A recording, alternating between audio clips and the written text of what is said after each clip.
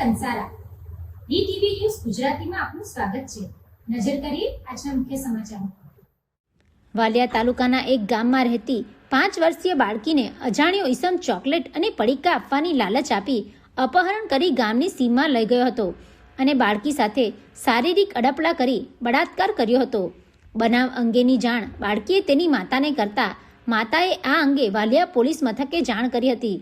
ઘટનાની ગંભીરતા દાખવી પીઆઈ આડી ચૌધરી સહિત સ્ટાફ તાત્કાલિક ઘટના સ્થળે દોડી આવી બાળકીને મેડિકલ ચેકઅપ માટે વાલિયાના સરકારી દવાખાને ખસેડી અપહરણ અને પોક્સો એક્ટ સહિતની કલમ હેઠળ ગુનો નોંધી નરાધમ ઈસમની ધરપકડના ચક્રો ગતિમાન કર્યા છે।